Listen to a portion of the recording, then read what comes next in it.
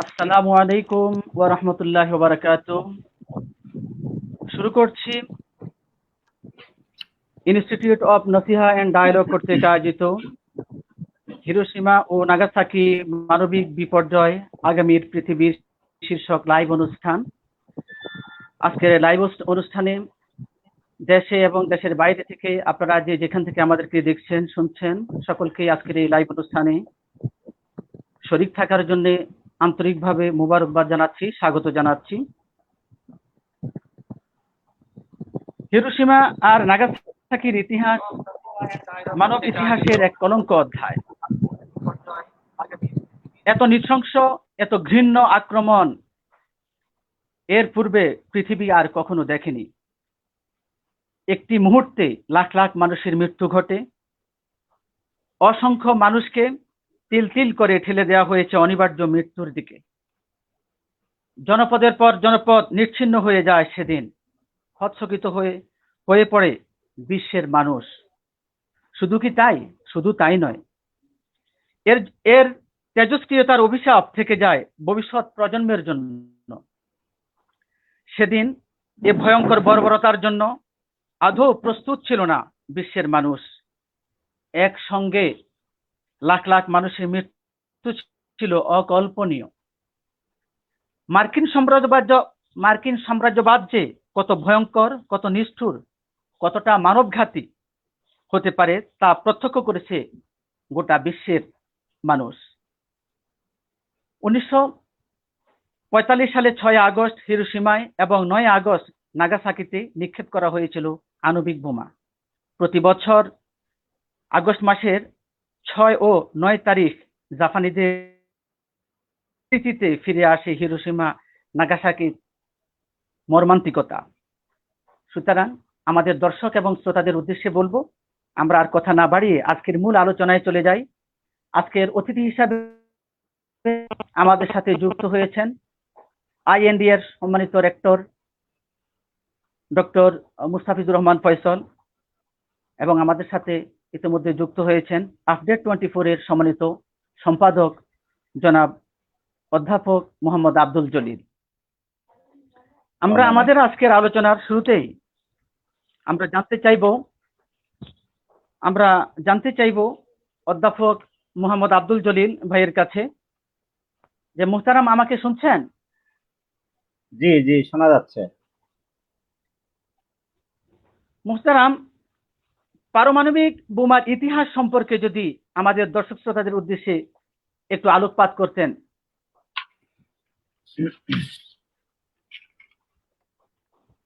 আসসালামু আলাইকুম ওয়া রাহমাতুল্লাহি ওয়া বারাকাতুহু।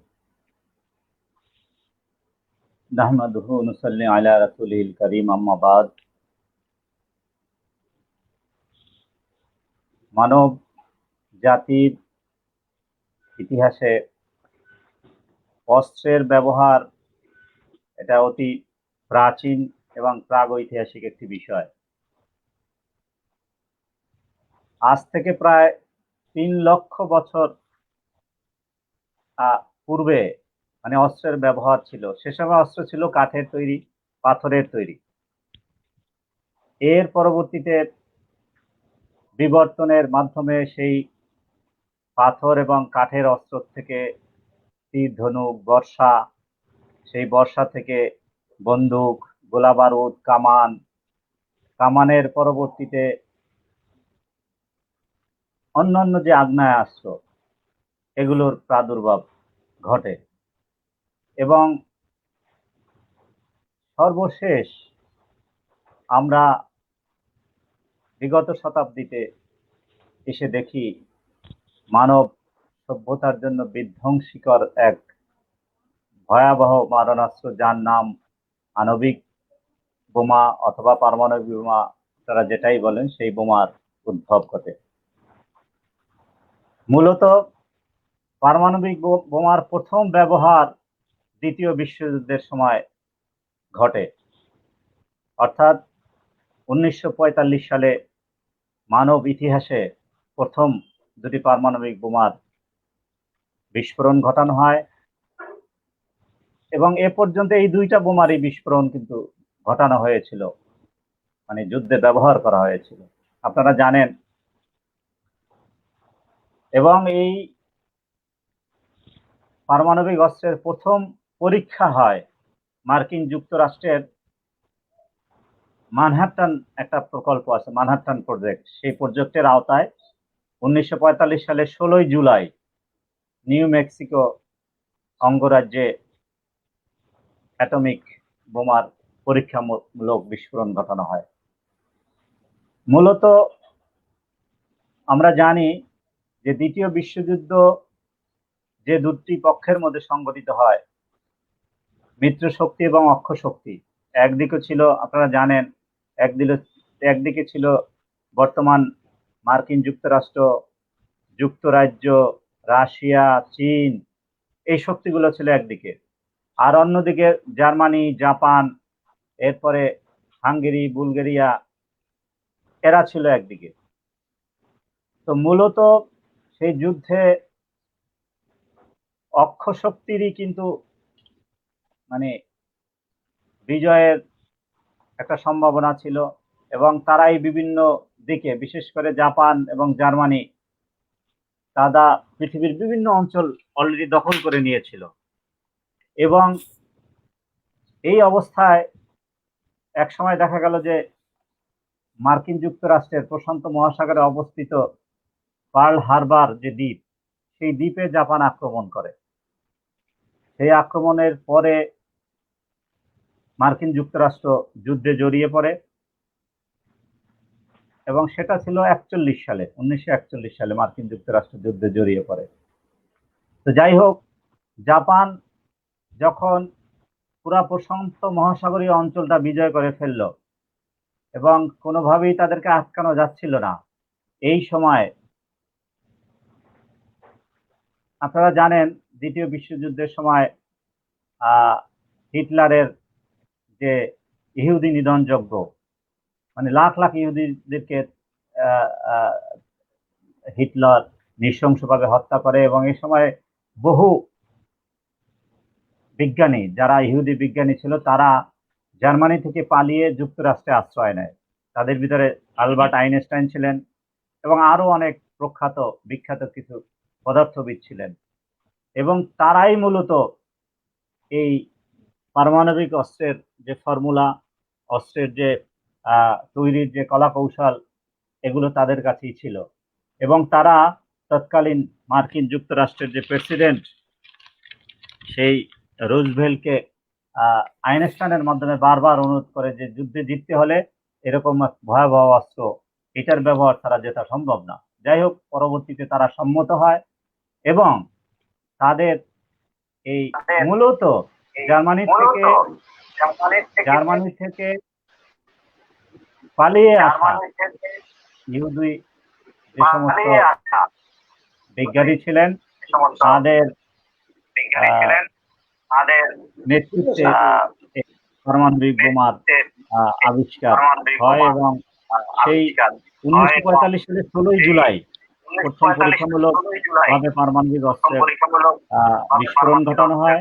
এবং আমরা জানি যে 1945 সালের 6 আগস্ট সকালবেলা মার্কিন যুক্তরাষ্ট্রের বিমান বাহিনী বিমান থেকে হিরোশিমা শহরের উপরে লিটল বয় নামের এক প্রথম মানব ইতিহাসের প্রথম পারমাণবিক অস্ত্র হিরোশিমা শহরের উপরে নিক্ষেপ করা হয়, এবং তার 3 দিন পরে নাগাসাকি শহরের উপরে আরেকটি পারমাণবিক বোমা, যার নাম হচ্ছে ফ্যাটম্যান, সেটাকে নিক্ষেপ করা হয়। এবং এই বোমার ভয়াবহতা, এই বিস্ফোরণের ভয়াবহতা এত ব্যাপক ছিল, বলা হয়ে থাকে যে হিরোশিমা শহরে প্রায় 1,40,000 মানুষ মারা যান, এবং নাগাসাকি শহরে 74,000 মানুষ মারা যায় এই দুইটা বোমার আঘাত। এটা মূলত তাৎক্ষণিক ভাবেই মারা যায়। এরপরে এই রাসায়নিক প্রক্রিয়ায় বা পার্শ্ব প্রতিক্রিয়ার ফলে প্রায় আরো 2,14,000 মানুষ মারা যায়, এবং এই যে সমস্ত মানুষ নিহত হয়েছিল হিরোশিমা নাগাসাকি শহরে, এরা মূলত প্রায় সবাই ছিল বেসামরিক নাগরিক, সাধারণ মানুষ, নারী, পুরুষ, শিশু, সাধারণ মানুষ। তারা হয়তো যুদ্ধের সাথে তাদের কোনো লিঙ্ক ছিল না, কোনো সংযুক্তি ছিল না, সামরিক বাহিনীর সাথে তাদের কোনো সম্পর্ক ছিল, তারা সাধারণ মানুষ। এই ভয়াবহ যুদ্ধ অস্ত্র আজকে 75 বছর পূর্বে মানব ইতিহাসে প্রথম প্রয়োগ হয়।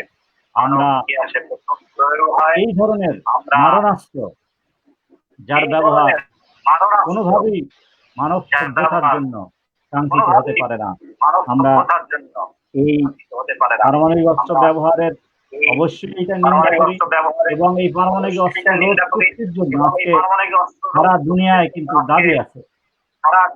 আশ্চর্যজনক হলে সত্য যে আজকে যারা, আমার মনে হচ্ছে যে আমি এই কথাগুলো পরে বলবো, মানবাধিকারের কথা বলে, হ্যাঁ, মানুষের স্বাধীনতার কথা বলে, মানুষের নিরাপত্তার কথা বলে, মানুষের অধিকারের কথা বলে, তাদের হাতেই হচ্ছে এই আব্দুল জলিল ভাই, আপনার প্রতিধ্বনিত হচ্ছে বারবার। এটা আমার এখানে তো হওয়ার কথা না, মানে প্রত্যেকটা কথা দুইবার এখন শোনা যাচ্ছে? এখন তো শোনা যাচ্ছে ঠিক মতো? এখন ঠিক আছে। হ্যাঁ, ওই যে আমাদের সম্মানিত সামাদ সরকার ভাই মিউট করার পরে এখন আর ধ্বনিটা আসতেছে না। তো যাই হোক, আমি বলতে চাচ্ছি আজকে পৃথিবীতে পারমাণবিক অস্ত্রের যে পরিমাণ মজুদ রয়েছে, বলা হয়ে থাকে যে মানে সে সময় সেই ফ্যাটম্যান এবং লিটল বয় যে অস্ত্র ফেলা হয়েছিল নাগাসাকি এবং হিরোশিমা শহরে, সেই পারমাণবিক অস্ত্রের যে শক্তি ছিল, সেই শক্তির চেয়ে এখন আরো বহু গুণে, শত গুণে, হাজার গুণের শক্তিশালী পারমাণবিক বোমা আবিষ্কৃত হয়েছে এবং সেগুলোর মজুদ রয়েছে। আজকে যদি বলা হয়ে থাকে পৃথিবীতে 9টি রাষ্ট্রের হাতে আজকে পারমাণবিক অস্ত্র রয়েছে, মার্কিন যুক্তরাষ্ট্র, রাশিয়া, চীন, এরপরে ফ্রান্স, যুক্তরাজ্য, এরপরে কি বলে পাকিস্তান, ভারত এবং ইসরায়েল সহ, এবং সর্বশেষ উত্তর কোরিয়া, ফ্রান্সের কথা বলেছি। এদের হাতে যে পারমাণবিক অস্ত্র রয়েছে, সেই অস্ত্র যদি প্রয়োগ করা হয়, পৃথিবীতে আজকে যে অস্ত্রের মজুদ রয়েছে, বলা হয়েছে যে এই পৃথিবীটাকে 38 বার ধ্বংস করে ফেলা সম্ভব এই অস্ত্রের মাধ্যমে। অর্থাৎ, এবং এই অস্ত্রের অধিকাংশই কিন্তু 93% অস্ত্র রাশিয়া এবং আমেরিকার কাছে রয়েছে, অথচ আজকে তারাই মানবাধিকারের কথা বলে। যাই হোক, আমি পরে আরো হয়তো কথা বলার চেষ্টা করব।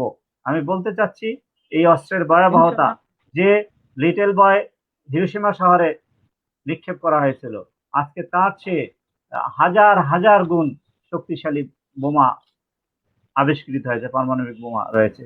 এবং শুধু পারমাণবিক বোমাই নয়, এরপরে রাসায়নিক বোমা আজকে আবিষ্কৃত হয়েছে, যেটা মানব বিধ্বংসী, যেটা মানবতার জন্য একটা অভিশাপ। এবং সর্বশেষ আপনারা দেখেছেন জীবাণু অস্ত্র, আজকে যেগুলোর গবেষণা করা হচ্ছে, জীবাণু অস্ত্রের কারখানা আছে, জীবাণু অস্ত্রের মজুদ রয়েছে, এবং সেগুলো যে কত ভয়াবহ হতে পারে, আজকে আমরা সেই করোনা ভাইরাসের এক মহামারীর থেকে জীবাণু অস্ত্রের যে ভয়াবহতা বা জীবাণুর যে ভয়াবহতা, সেটা আমরা লক্ষ্য করতে পারছি। তো ধন্যবাদ। আমার মনে হচ্ছে যে অন্যরা কথা বলবেন। জি জি জি, ধন্যবাদ জনাব অধ্যাপক আব্দুল জলিল ভাই। আপনি আমাদের সঙ্গেই থাকুন, আমরা ইনশাল্লাহ অচিরেই আপনার কাছে আবার ফিরে আসবো। ইতিমধ্যে আমাদের সাথে যুক্ত হয়েছেন বাংলাদেশ ব্যাংকের সাবেক মহাব্যবস্থাপক, বিশিষ্ট অর্থনীতিবিদ জনাব অধ্যাপক আব্দুস সামাদ সরকার। মুহতারাম, কেমন আছেন? জনাব অধ্যাপক আব্দুস সামাদ সরকার, জনাব ভাই কেমন আছেন? আব্দুস সামাদ সরকার, জনাব ভাই কেমন আছেন? আছি আলহামদুলিল্লাহ, ভালো। শুনতে পাচ্ছেন না? জি, এখন শুনতে পাচ্ছি। হ্যালো, জি জি, এখন শুনতে পাচ্ছি। হ্যালো, এখন শুনতে পাচ্ছি। এতক্ষণ জি জি, এখন শুনতে পাচ্ছি। আচ্ছা আচ্ছা, আলহামদুলিল্লাহ। তো আছি আলহামদুলিল্লাহ, ভালো। আমাদের সাথে যুক্ত হওয়ার জন্য আপনাকে আন্তরিকভাবে আমরা মোবারকবাদ জানাচ্ছি, স্বাগত জানাচ্ছি। মুহতারাম, দ্বিতীয় বিশ্বযুদ্ধের পটভূমি সম্পর্কে যদি আমাদের দর্শক শ্রোতাদের উদ্দেশ্যে কিছু বলতেন। জি, ইনশাআল্লাহ। তো এই সাবজেক্টটা আমি ইতিহাসে পড়ছি, আমি একজন ইতিহাসের ছাত্র ছিলাম সাবসিডিয়ারি লেভেলে। তো কাজেই এই জিনিসগুলো সম্পর্কে একটু বিস্তারিত আমার জানা আছে। যুদ্ধটা প্রথম মহাযুদ্ধ যখন হয়, এটা তো ভার্সাই চুক্তিতে এসে যখন শেষ হলো, তখন জার্মানিকে দায়ী করা হলো যে যুদ্ধের জন্য জার্মানি দায়ী, কাজেই তাকে পুরো যুদ্ধের ক্ষতিপূরণ দিতে হবে। তো জার্মানি এক সময় ক্ষতিপূরণ দিতে দিতে তার সম্পদ ফুরে যায়। সে মনে করলো যে না, এইভাবে আমি আর পারবো না দিতে। সে অস্বীকার করলো। যখন অস্বীকার করলো, আপনারা জানেন যে দুটো পক্ষ ছিল, একটাকে বলা হয় অক্ষ শক্তি আর একটা ছিল মৈত্রী শক্তি। অক্ষ শক্তিটার মধ্যে ছিল ইতালি, জার্মানি, আর এদিক থেকে ছিল জাপান। তো জাপান কেন গেল এদের সাথে মৈত্রী চুক্তিতে, তার একটা ইতিহাস আছে। আমেরিকা এবং ইউরোপ যখন বিভিন্ন এলাকায় উপনিবেশ স্থাপন করে, জার্মানি ও আফ্রিকাতে তাদের উপনিবেশ ছিল, এবং আমেরিকা এদিকে ফিলিপাইন, ফ্রান্স, মালয়েশিয়া, ইন্দোনেশিয়া এই জায়গাগুলো তাদের কলোনি করে রাখছে। জাপান মনে করলো যদি এগুলোকে আমি হাত করতে পারি, তাহলে তো আমি একটা বিরাট সাম্রাজ্য স্থাপন করতে পারি। তো এই জন্য সে, যেহেতু জার্মানি এইদিকে নাই, সে জার্মানির সাথে হাত মিলাইলো যেন আমি এগুলো যুদ্ধ করলে জার্মানি যেন আমাকে সহযোগিতা করে, আর ওরা তো আমার শত্রুই থেকে যাবে। এই হিসাবে জাপান কিন্তু এখানে এই যুদ্ধে জড়াইয়া পড়ছে আর কি। জড়াইয়া পড়ছে, জাপানের শক্তি ছিল, টাকা ছিল। আমি নিজেও সিঙ্গাপুরে যখন গেছি দেখে এসেছি, জাপানি সৈন্যরা যেভাবে সিঙ্গাপুর দখল করছে, তার সেন্তোসা আইল্যান্ডের বিভিন্ন জায়গায় জায়গায় জাপানি সৈন্যদের এখনো তারা মূর্তি বানায় রাখছে। তো ইতিমধ্যে জাপান কিন্তু এদের সাথে যুদ্ধে জয়েন করে রাশিয়া, চীনের কিছু অংশ, সিঙ্গাপুর, মালয়েশিয়া এই সমস্ত জায়গা, মাঞ্চুরিয়া এই সমস্ত জায়গা দখল করে তারা একটা বিরাট শক্তি সঞ্চয় করে। তো জাপানের সাথে এই এশিয়ার এই অঞ্চলে তো কোনো তার প্রতিযোগী ছিল একমাত্র আমেরিকা এবং ব্রিটেন। আপনারা জানেন যে হাওয়াই দ্বীপে অলরেডি আমেরিকা আগে থেকেই ছিল, পার্ল হারবার তার মোটামুটি শক্তিশালী ঘাঁটি ছিল। এটাকে আক্রমণ করে জাপান। এখান থেকে যদি ওদেরকে হটাইয়া দেওয়া যায়, তাহলে এই এলাকাটা তার দখলে এসে যাবে। কিন্তু জার্মানি তার যে বিরাট শক্তি ছিল, প্রযুক্তি ছিল ভালো, এটা সে ইউরোপেই খাটাইছে, জার্মানির কাছে, জাপানের কাছে সে এটা নিয়ে আসতে পারেনি। নিজস্ব শক্তি দিয়েই এই যেগুলো করছিল, এবং জাপান তো অনেকটাই শক্তিশালী হয়েছিল। যখন রাশিয়ার সাথে এই ফ্রন্টে আসে, যখন জার্মানি প্রচন্ড শীতের কারণে তার সেনাবাহিনী অধিকাংশই মারা গেল, এরা পারল না আর, তখন জার্মানরা এখান থেকে হটে যায়। হটে গিয়ে পশ্চিম দিকে গিয়ে দেখে, ততক্ষণে ইংল্যান্ড, ফ্রান্স এরা মিলা সেখানে শক্তি সঞ্চয় করে জার্মানকে হটানোর জন্য ব্যবস্থা গ্রহণ করছে। তো এই যে জার্মানি থেকে যে সমস্ত ইহুদি পালায় গেছিল আমেরিকায়, এদেরই নেতৃত্বে এই অ্যাটম বোমাটা তৈরি হয়। এখন যুদ্ধ প্রায় শেষ অবস্থা।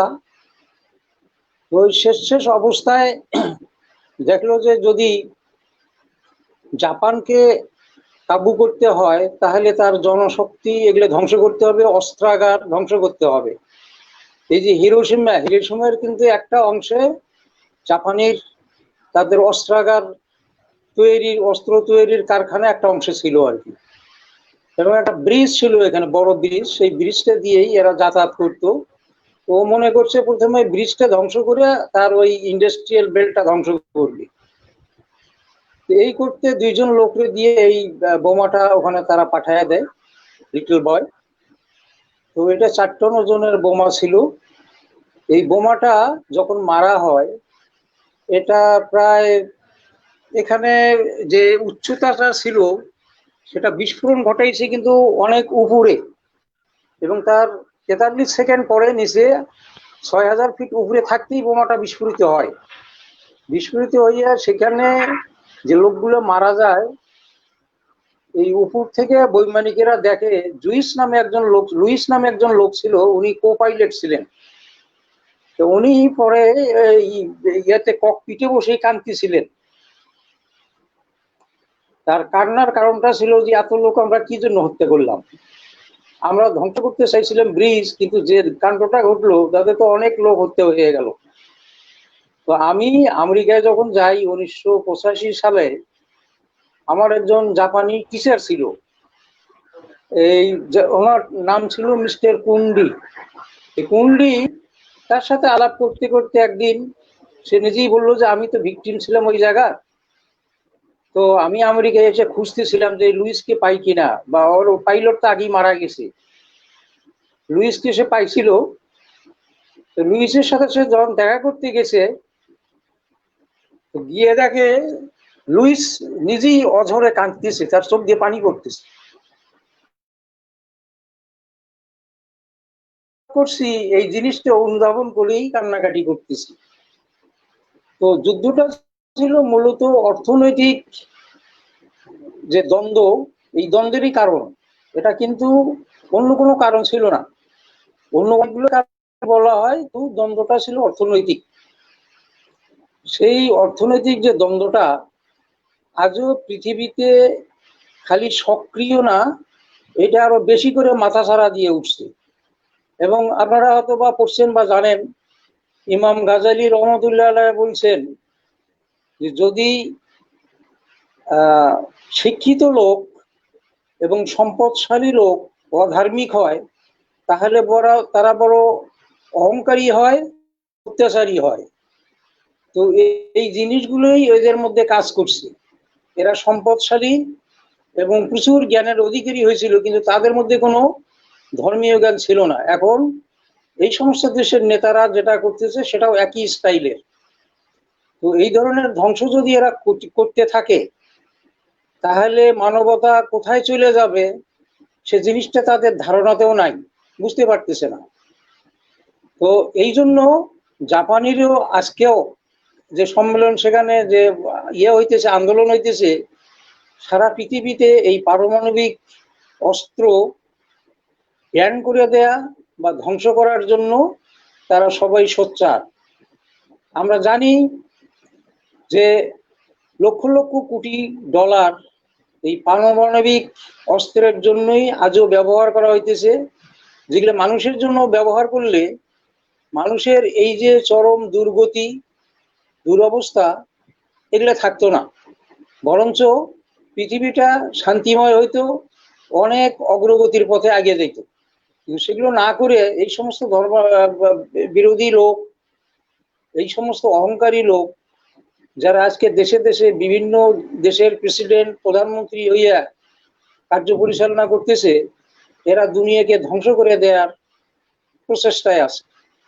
এই জিনিসগুলো বন্ধ হওয়ার জন্য সবাইকে সোচ্চার হইতে হবে।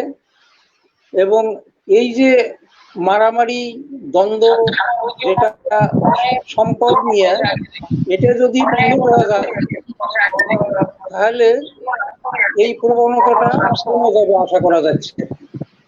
এটা কমার কোনো লক্ষ্য দেখতেছি না। তো এই বিষয়টা নিয়ে আমরা যদি সোচ্চার হই, জি বলেন, কিছু বলবেন? জি মুহতারাম, আমরা আপনার কাছে আমার মনে হয় যে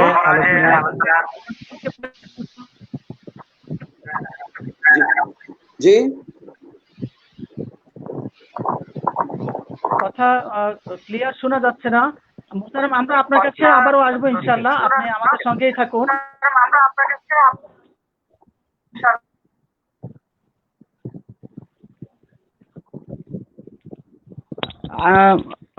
মুহতারাম অধ্যাপক আব্দুল সামাদ সরকার ভাই, আমাকে শুনছেন? জি শোনা যাচ্ছে, আপনার কথা শুনতে পাচ্ছি। জি, আপনি আমাদের সঙ্গেই থাকুন, ইনশাআল্লাহ আমরা আপনার কথা শুনতে পাচ্ছি। এ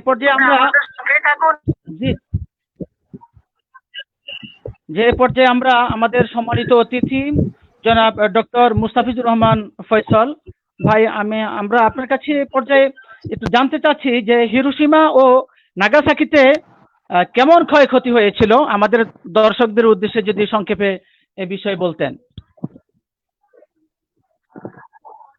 জি, জাযাকাল্লাহ। আহ, অত্যন্ত গুরুত্বপূর্ণ আলোচনা ইতিমধ্যে হয়েছে। আমাদের অধ্যাপক আব্দুল জলিল ভাই অত্যন্ত চমৎকারভাবে পারমাণবিক বোমার ইতিহাস উপস্থাপন করেছেন এবং এর ক্ষয়ক্ষতি সম্পর্কে উনি মোটামুটি একটা ধারণা দিয়েছেন। আমাদের অধ্যাপক আব্দুস সামাদ সরকার উনি অত্যন্ত চমৎকারভাবে দ্বিতীয় বিশ্বযুদ্ধের পটভূমিটা উপস্থাপন করেছেন। তো পারমাণবিক বোমার ক্ষয়ক্ষতি জলিল ভাই কিছুটা উপস্থাপন করেছেন। আমি শুধু একটা বিষয়ে এখানে সাথে যোগ করব, সেই জিনিসটা হচ্ছে যে পারমাণবিক বোমার কাজের যে ধরন, এই ধরনটা সম্পর্কে যারা জানেন তারা এই বোমার ভয়াবহতা খুব সহজে উপলব্ধি করতে পারেন। একটা সময় বলা হতো পরমাণু মানে পরম অণু, ইংরেজি হচ্ছে অ্যাটম, আর অ্যাটমের অর্থ হচ্ছে এই চারটা অক্ষর, এর মধ্যে ফার্স্ট যে লেটার এ মানে হচ্ছে নট বা নো, আর টম মানে হচ্ছে আই ক্যান কাট বা আই ক্যান বি ডিভাইজিবল। তার মানে হচ্ছে পুরো ওয়ার্ডটার অর্থ হচ্ছে I can not be divisible, I can not be cut. আমাকে ভাঙ্গা যায় না, আমাকে কাটা যায় না, এরকম একটা ক্ষুদ্র অণুর ক্ষুদ্র অংশ হচ্ছে পরমাণু, যেটাকে আমরা অ্যাটম বলি। আর এই অ্যাটম একটা সময়ের ব্যবধানে দেখা গেল যে না, এই অ্যাটমকে ভাঙ্গা যায়। আর শুধু ভাঙ্গা যায় যে তা নয়, বরং ভাঙতে গেলে দানবীয় শক্তির জন্ম হয়, যে শক্তির কোনো হিসাব পাওয়া যায় না। বিজ্ঞান দীর্ঘদিন ধরে চর্চা করে আসছিল energy can never be created nor be destroyed. শক্তি কখনো সৃষ্টি করা যায় না, ধ্বংসও করা যায় না, এটা তাপগতিবিজ্ঞানের প্রথম সূত্র বলা হতো। কিন্তু যখন কোয়ান্টাম মেকানিক্স আসলো তখন তাপগতিবিদ্যার এই প্রথম সূত্রকে কোয়ান্টাম মেকানিক্স অস্বীকার করে বসলো। এখন দেখা যায় বিজ্ঞান দুইটা জিনিসের চর্চা করে, একটা ধারায় চর্চা করা হয় শক্তি সৃষ্টি হয় না, ধ্বংস হয় না, বিশ্বজগতের মোট শক্তি অপরিবর্তনীয়। আবার কোয়ান্টাম মেকানিক্স চর্চা করে শূন্য থেকে শক্তির জন্ম হয়, আবার শক্তি কোথায় ধ্বংস হয়ে চলে যায় এটা হিসাব পাওয়া যায় না। অর্থাৎ এই দুইটা ধারাই বিজ্ঞান চর্চা করে একই সময়ে, দুই বিপরীত ধারা। এই বিপরীত ধারার একটি ধারা হচ্ছে শক্তির এই যে দানবীয় জন্ম, পরমাণুকে ভাঙতে গেলে যে দানবীয় শক্তির জন্ম হয়, এই শক্তির আসলে হিসাব মিলে না। যে সাধারণভাবে আপনি 1 লিটার তেল জ্বালাবেন কি পরিমাণ শক্তি পাবেন আপনি জানেন, সেটা তেল দিয়ে আপনি গাড়ি চালান, বিদ্যুৎ শক্তি বানান, অথবা যান্ত্রিক শক্তিতে রূপান্তর করেন, অথবা অন্য কোনো শক্তিতে রূপান্তর করেন, সেটার একটা হিসাব পাওয়া যায়। কিন্তু পরমাণু ভাঙলে যে শক্তিটার জন্ম হয় এটা অকল্পনীয়। বিশেষ করে ইউরেনিয়ামের যে আইসোটোপটাকে ব্যবহার করা হয়েছে, ইউরেনিয়াম এবং প্লুটোনিয়াম, এটার দানবীয় শক্তির জন্ম হয়, এটা আমরা আগে থেকেই দেখেছি। 1905 সালের পর থেকে এটা চর্চা বেড়ে গিয়েছিল এবং দ্বিতীয় বিশ্বযুদ্ধের সময়কার তখনকার প্রেক্ষাপটে 1939 সালেই কিন্তু জার্মানি এটা নিয়ে খুব এগিয়ে গিয়েছিল। আমেরিকানদের মধ্যে অস্থিরতা ছিল যে জার্মানি যদি আগে তৈরি করে ফেলে তাহলে আমাদের অবস্থাটা কি হবে। যে ওপেনহাইমার এটার মূল ডিজাইনার বা প্রধান ছিলেন সেই ম্যানহাটন প্রজেক্টে, যেখানে পারমাণবিক বোমা তৈরি করা হয়েছিল। ওপেনহাইমারের স্টুডেন্ট টাইপের বিষয় হচ্ছে এরকম ছিল, সে মানুষকে মেরে আনন্দ পেত এবং সে তার একজন শিক্ষককে এমন নৃশংসভাবে সে পিটিয়েছে, যেটা ইতিহাসে গুরুত্বপূর্ণ একটি ইতিহাসের উপাদান। এবং এই পারমাণবিক বোমা যখন নিক্ষেপ করা হয় তখন এই যে ইনোলা গে প্রথম যে বিমান ছিল, সেখানে যে বোমাটি নিক্ষেপ করা হয় সেখানে 12 জনের মধ্যে 3 জন মূল অপারেশনের কথা জানতো এবং আর বাকিরা কিন্তু আসলে কিছুই জানতো না যে কোথায় যাচ্ছে, কেন যাচ্ছে এবং এটার ভয়াবহতা কি, এই বিষয়ে কিন্তু আসলে কারোই কোনো ধারণা ছিল না, সংশ্লিষ্ট প্রজেক্টের লোকজন ছাড়া। এই ওপেনহাইমার তখন আনন্দ উল্লাস করেছিল যে ইতিহাসের যে ভয়াবহতা, নিষ্ঠুরতা আপনার জাপানে তারা প্রদর্শন করতে পেরেছিল। সেই সময়টাতে জয়েন্ট প্রজেক্ট ছিল এটা, কানাডা এবং ইউকে, এই দুইটা দেশ আমেরিকার ম্যানহাটন প্রজেক্টের পার্টনার ছিল, কানাডা এবং ইউকে। এবং ইউকের শীর্ষ বিজ্ঞানী রাদারফোর্ডের নেতৃত্বে অনেকগুলো পদার্থবিজ্ঞানী তখন সেই সময় উইনস্টন চার্চিলের কাছে গিয়েছিলেন। উইনস্টন চার্চিল, যিনি একজন কবিও বটে, সাহিত্যিক নাকি ছিলেন, এবং সাহিত্যিক বা কবি যারা সাহিত্য চর্চা করে ধারণা করা হয় যে তাদের মধ্যে নৃশংসতা কম হয়, তারা একটু সৃজনশীল হয়। সেই সুবাদে সেই ধারণা থেকে রাদারফোর্ডের নেতৃত্বে বিশাল এক বিজ্ঞানী টিম গিয়ে দেখা করলেন এবং তখন চার্চিল ধারণা করেছিলেন যে তাদের গবেষণার কাজে হয়তো এরা হেল্প করবে, সেই জন্য এরা এসেছে, সেই জন্য তিনি যুদ্ধের মধ্যে তাদের সাক্ষাৎ দিলেন। তো রাদারফোর্ড যখন বুঝাচ্ছিলেন যে এটা যে কত ভয়াবহ এই জিনিসটা, এই পারমাণবিক বোমা যদি তৈরি হয়ে যায়, ম্যানহাটন প্রজেক্ট যদি সফল হয়, তাহলে পৃথিবী যে কত ভয়াবহ অবস্থার মুখোমুখি হবে, সেই জিনিসটা তিনি বুঝাচ্ছিলেন যে পরমাণু যখন ভাঙে, চেইন রিয়াকশন যখন শুরু হয়, তখন এই যে পরমাণু সেন্টারে আপনার 3 লক্ষ ডিগ্রি সেলসিয়াস তাপমাত্রা উৎপন্ন হয়। আপনি কল্পনা করতে পারেন, যদি আপনি 2900 ডিগ্রি সেলসিয়াস তাপমাত্রা উৎপন্ন করতে পারেন, অথবা 3200 ডিগ্রি সেলসিয়াস তাপমাত্রা উৎপন্ন করতে পারেন, যেটা অক্সি হাইড্রোজেন বা অক্সি অ্যাসিটিলিন শিখা, আমরা দেখি যে ছুরি দিয়ে যেরকম আমরা মাখন কাটি, লোহাকে এরকম মাখনের মতো কেটে ফেলা যায় 3200 ডিগ্রিতে, মাখনের মতো লোহাকে কেটে ফেলা যায়। সেই জায়গায় 3 লক্ষ ডিগ্রি সেলসিয়াস যদি সেন্টারে তৈরি হয়, আর এটা খুব ছোট একটা খেলনার মতো বলা যায়, কয়েক টনের যে বোমাটা, এটা আধুনিক এই পরমাণু বোমাগুলোর তুলনায় সেই বোমাটা ছিল খেলনার বোমা। জলিল ভাই যেটা বলেছেন যে খেলনার বোমা ছিল আধুনিক বোমাগুলোর শক্তির তুলনায় সেই বোমাটা, আর অথচ সেই বোমা দেখা গেল যে একটা শহরকে মুহূর্তের মধ্যে নিঃশেষ করে দিয়েছে। এবং 3 লক্ষ ডিগ্রি সেলসিয়াস অল্প সময়ের জন্য হলো সেন্টারে থাকে, আর পরবর্তীতে এই 1 লক্ষ বর্গ কিলোমিটারের মধ্যেও যদি এটা কাজ করে, আর সেখানে লাস্ট বাউন্ডারিতে তার তাপমাত্রা যদি 3000-এও থাকে, তো সেখানে তো কোনো অবকাঠামোই থাকবে না, সে অবকাঠামোগুলো ধসে পড়বে সাথে সাথে। এবং সেটাই হয়েছে হিরোশিমাতে, নাগাসাকিতে। দেখা গেছে পানি নাই হয়ে গেছে, একটা মানুষ সেন্টারে, কিছু মানুষ এমন ছিল মুহূর্তের মধ্যে মানুষটা নাই হয়ে গিয়েছে, মানুষটার অস্তিত্বই নাই। এমন মানুষ হয়েছে মুহূর্তের মধ্যে তার হাত নাই, সে পা নাই, সে বুঝে ওঠার আগেই, যন্ত্রণা অনুভব করার আগেই তার হাত অথবা মাথা তার শরীর থেকে আলাদা হয়ে গিয়েছে, ঝলসে গিয়েছে তার বডির হয়তো 90 ভাগ, অথবা পুরাটা, অথবা একটা অংশ। এবং দেখা গেল যে পরিসংখ্যানগুলো জলিল ভাই দিয়েছে যে কয়েক লাখ লোক মানুষ মারা গিয়েছে, এবং হসপিটালে 1 মাসের মধ্যে যে পরিমাণ লোক মারা গিয়েছে তাও প্রায় 3 লাখের কাছাকাছি। এবং দীর্ঘমেয়াদী ইফেক্টে দেখা গেছে যে আরো পরবর্তী 40-50 বছরে এটার ইফেক্টে মারা গিয়েছে আরো কয়েক লাখ মানুষ। এটা হচ্ছে যে সরাসরি ইফেক্টেড যারা। কিন্তু দেখা গেল একটা মানুষ খুব কম তেজস্ক্রিয়তা পেয়েছেন, অল্প তেজস্ক্রিয়তা, তার হাসি হয়েছে, কাশি হয়েছে, অনেক দূর থেকে তিনি তেজস্ক্রিয়তা পেয়েছেন, কিছু বোঝা যায়নি, কিন্তু তার রক্তে সেটা ঢুকে গিয়েছে এবং তার একটা সন্তান জন্ম হয়েছে, সেই সন্তানের একটা অঙ্গ বিকলাঙ্গ হয়েছে। জাপানে এখনো বিকলাঙ্গ শিশুর জন্ম হয়। এটা হচ্ছে তেজস্ক্রিয়তার প্রভাব। দেখা গেল এই ঘটনার 100 বছর পরেও, সরি 75 বছর পর, এখন 75 বছর পার হয়ে গিয়েছে, এখনো সেই তেজস্ক্রিয়তার প্রভাব আছে। অল্প ছোট মাত্রার একটি বোমা, এখন সেখানে জাপানের হিরোশিমা নাগাসাকিতে এখন ঘাস উঠেছে, ফসল জন্ম হয়।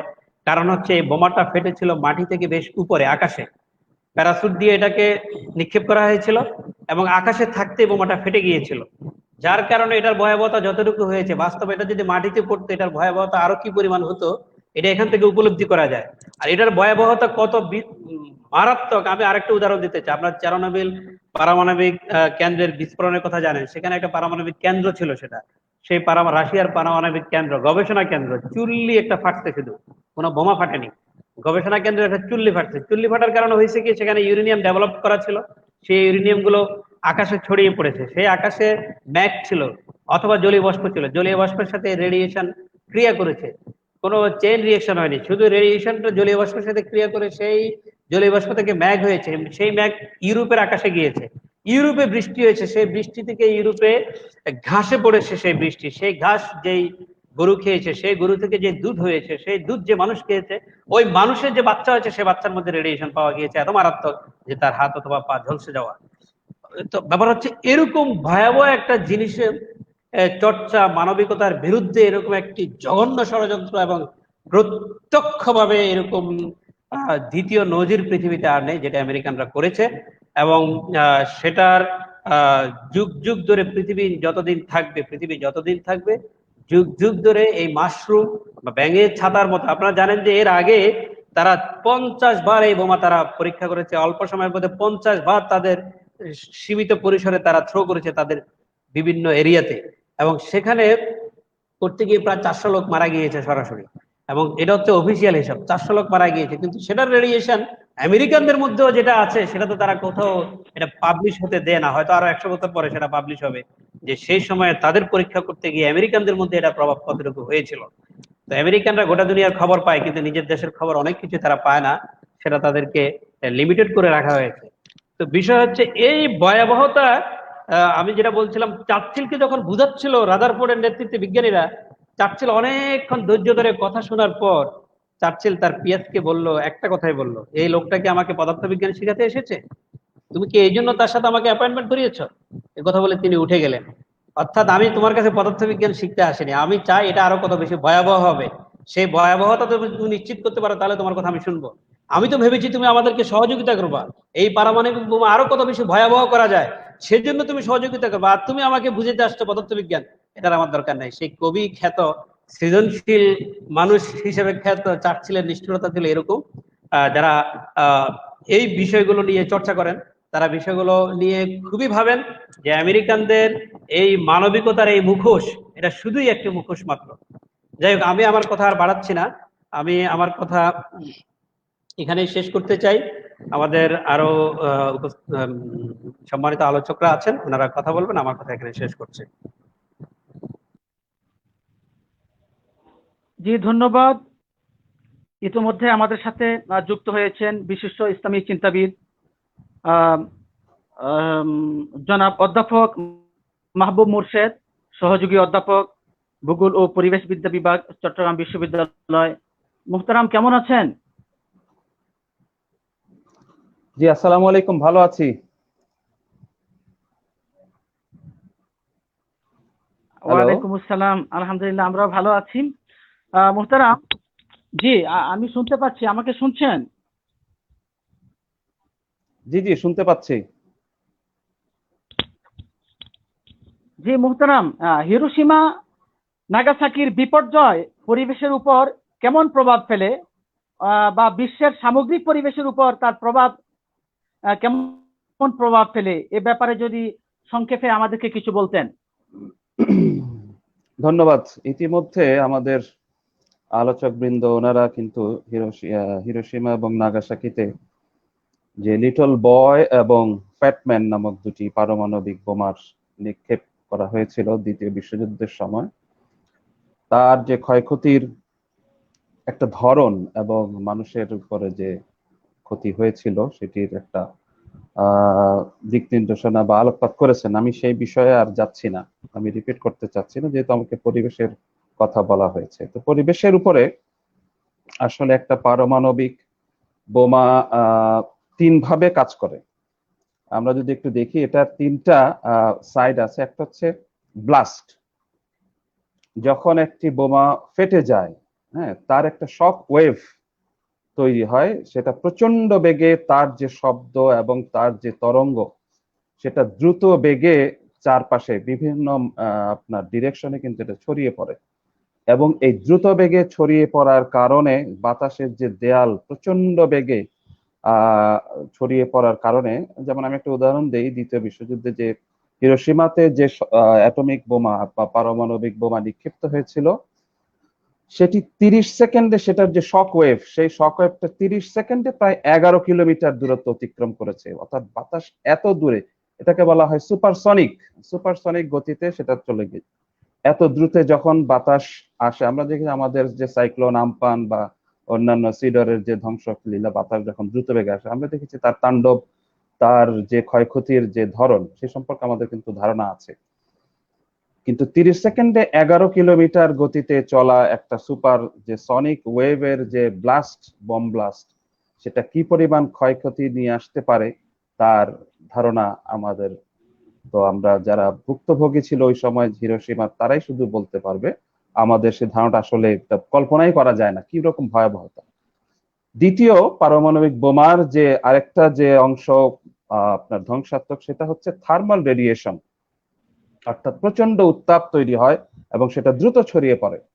আমাদের ডক্টর মুস্তাফিজুর রহমান সাহেব একটু আগে বলেছিলেন যে লক্ষ লক্ষ ডিগ্রি, মিলিয়ন অর্থাৎ 1000 মিলিয়ন অফ ডিগ্রি সেন্টিগ্রেড তাপমাত্রা মুহূর্তের মধ্যে উৎপন্ন হয়ে যায়।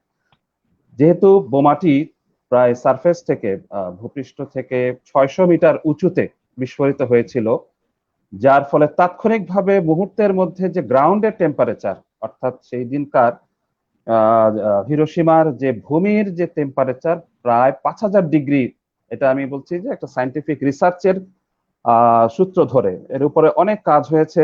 আপনার অক্সফোর্ড, কেমব্রিজ বিশ্ববিদ্যালয় অনেকগুলো রিসার্চ পেপারও বের হয়েছে।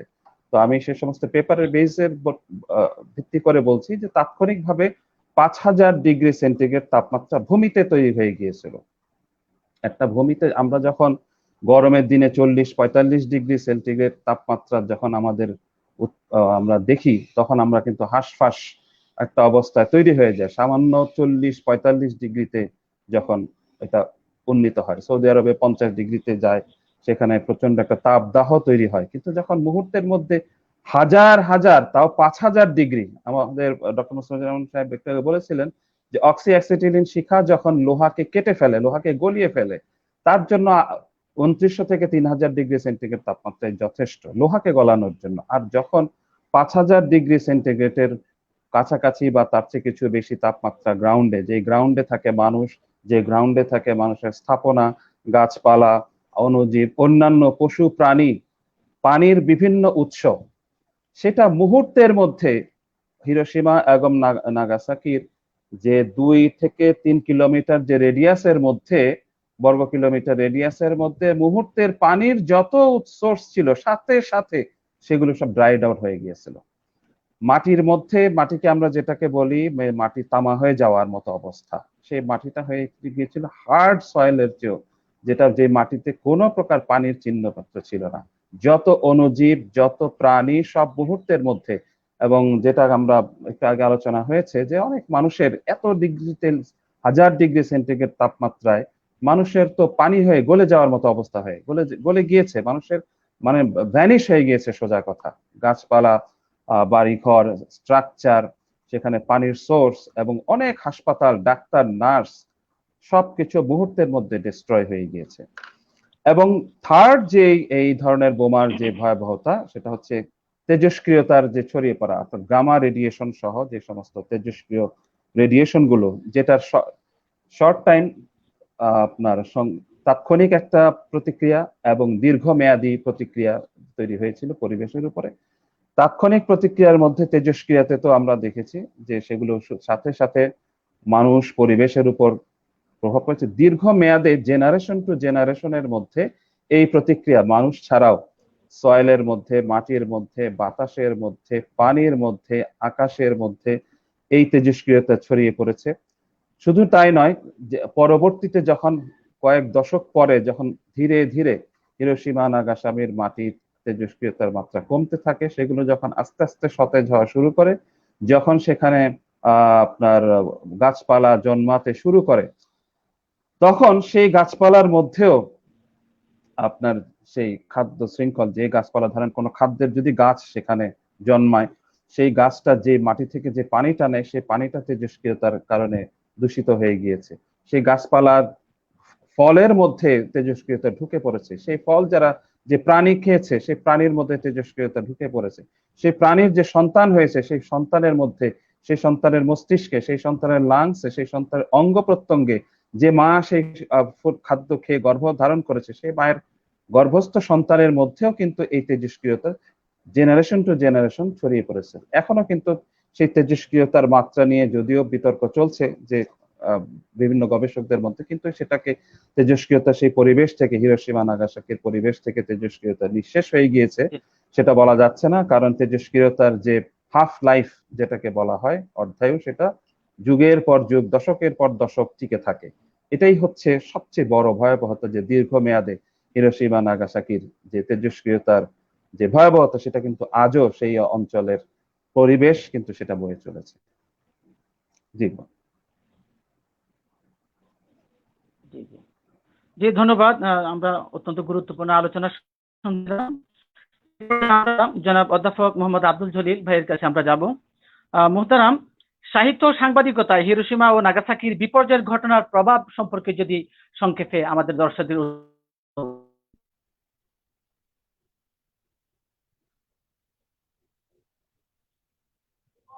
মুহতারাম জলিল ভাই, আপনি একটু আনমিউট করে নেন, কথা শোনা যাচ্ছে না। জি জি, ধন্যবাদ।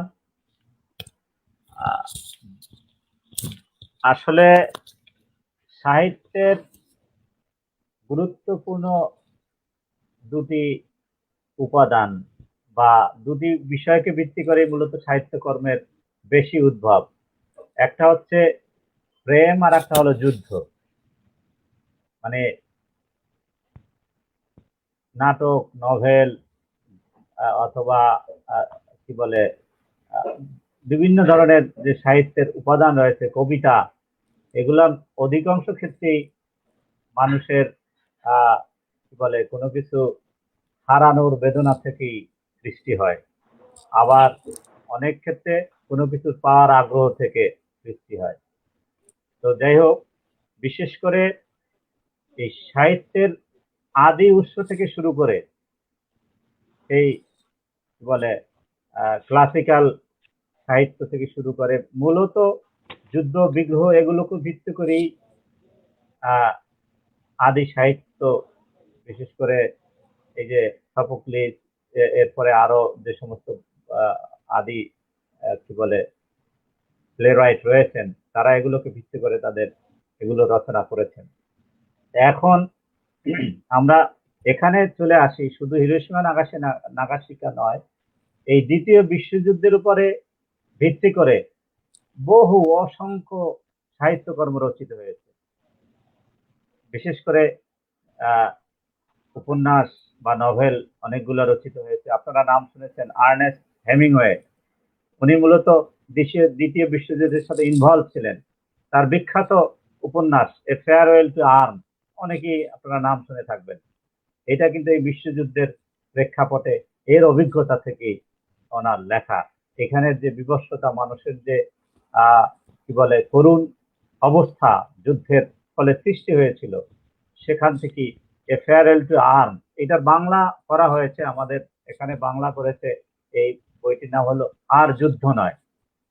তো এই ফেয়ারওয়েল টু আর্ম, এরপরে আরো ওনার দি সান অলসো রাইজেস, হ্যাঁ, the island in the stream, Indian camp নামের ওনার একটা শর্ট স্টোরি আছে। এরপরে এই দ্বিতীয় বিশ্বযুদ্ধকে ভিত্তি করে বিশ্বযুদ্ধের অন্যতম নায়ক ছিলেন, আপনারা জানেন, চার্চিল। আমাদের আব্দুল সামাদ সরকার উনি বলেছেন যে এই চার্চিল, মুস্তাফিজ ভাই বলেছেন যে উনি সাহিত্যিক ছিলেন। আসলে উনি কিন্তু এই দ্বিতীয় বিশ্বযুদ্ধের পরপরই মানে 6 খণ্ডের একটা history, book of second world war উনি লেখেন, এবং এই বইয়ের জন্য ওনাকে নোবেল পুরস্কার দেওয়া হয়েছে। অথচ এই লাখ লাখ মানুষের হত্যার নায়ক কিন্তু চার্চিল, অন্যতম নায়ক একজন, উনি একাই না, আরো অনেকেই ছিলেন। তো যাই হোক, এই সেকেন্ড ওয়ার্ল্ড ওয়ার উপর ভিত্তি করে উনি একটা যে বই লিখেছেন, এরপরে আর শত শত মুভির সৃষ্টি হয়েছে, ফিল্মের সৃষ্টি হয়েছে এই দ্বিতীয় বিশ্বযুদ্ধকে ভিত্তি করে। আমি দুই একটা নাম, দ্য ব্যালাড অফ সোলজার, ঠিক আছে, দ্য বার্মিস হার্ব, এরপরে the lost metro, the night of the shooting stars, এরকম অনেকগুলো, মানে বিশেষ করে এই এখনো সেই দ্বিতীয় বিশ্বযুদ্ধের বিভিন্ন ঘটনাকে ভিত্তি করে এখনো অনেক নভেল, কি বলে, অনেক ফিল্ম তৈরি হচ্ছে। এরপরে আর একটা গুরুত্বপূর্ণ দ্বিতীয় বিশ্বযুদ্ধকে ভিত্তি করে নভেল রচিত হয়েছে, হ্যাঁ, আয়ান কার্শো রচিত নভেল, এর নাম হচ্ছে হিটলার দ্য নেমেসিস, এই নামের একটা খুব বিখ্যাত একটা নভেল। এরপরে চার্চিল ওয়াকিং উইথ ডেস্টিনি, এই নামের একটা নভেল আছে, অ্যান্ড্রিউ রবার্টস নামের একজন নভেলিস্ট, উনি এটা রচনা করেছেন। দি আনওমেনলি ফেস অফ দ্য ওয়ার, এইরকম এই নামের একটা নভেল রয়েছে, এবং অসংখ্য নাটক, নভেল আর কবিতার তো শেষ নেই। কারণ যেখানে দ্বিতীয় যুদ্ধে কত লোক মারা গেছে বলেন, মানে শুধু হিরোশিমা নাগাসাকিতে আছে, দ্বিতীয় বিশ্বযুদ্ধে প্রায় 7.5 কোটি মানুষ মারা গেছে, 7.5 কোটি। এটা আপনার 7.5 কোটি মানুষ মারা গেছে, এদের আত্মীয় স্বজন, মানে মানুষ সারা দুনিয়ায় আর্তনাদ চলছিল। এখন এই যে পারমাণবিক অস্ত্র থেকে শুরু করে অস্ত্র প্রতিযোগিতার যে ভয়াবহতা, এইগুলো যদি আমরা না থামাই, তাহলে মানে আমাদের এই মানব সভ্যতা ধ্বংসের হাত থেকে রক্ষা পাবে না। তো আমি বলতে চাচ্ছি যে সাহিত্য, সাংবাদিকতা এবং সাংবাদিকতার ক্ষেত্রে যে জিনিস, সেটা হলো যে সাংবাদিকতা আর যোদ্ধা একই কি বলে ক্যাটাগরি, একসাথে থেকেই তাদেরকে যুদ্ধ করতে হয়। বহু সাংবাদিক, হাজার হাজার সাংবাদিক এই যুদ্ধক্ষেত্রে সংবাদ সংগ্রহ করতে গিয়ে, সংবাদ দিতে গিয়ে তারা মৃত্যুবরণ করেছেন। ধন্যবাদ। জি মুহতারাম, আপনার কাছে আমরা আবারও আসবো। জি ইনশাল্লাহ আমরা আবারও আসবো। আমরা এই পর্যায়ে আমাদের সময় আসলে খুবই শর্ট। আমরা মুহতারাম আলোচকদেরকে আসলে যথেষ্ট পরিমাণ সময় দিতে পারছি না বলে আমরা আন্তরিকভাবে দুঃখ প্রকাশ করছি। খুবই সংক্ষেপে বলার জন্য অনুরোধ করছি মুহতারাম অধ্যাপক আব্দুস সামাদ সরকার ভাইকে, যে পারমাণবিক বোমার ব্যবহার এবং উৎপাদনের প্রভাব অর্থনীতিতে কেমন, আপনি যদি আমাদেরকে একটু সংক্ষেপে বলতেন। আমাদের হাতে সময় খুবই কম, আর কি অনুরোধ করছি সংক্ষেপে বলার জন্য।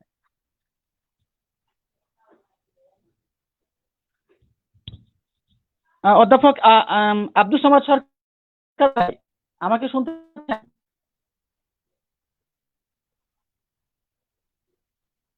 আপনি আনমিউট করে নেন, আপনার কথা শোনা যাচ্ছে না, মিউট করে নেন।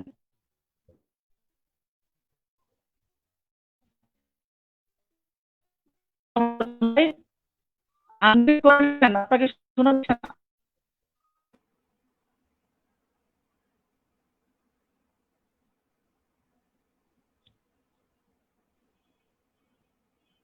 দুঃখিত, উদিত আব্দুস সামাদ সরকার ভাই, আপনি আনমিউট করে নেন, আপনাকে শোনা যাচ্ছে না, আপনাকে শুনতে পাচ্ছি না আমরা।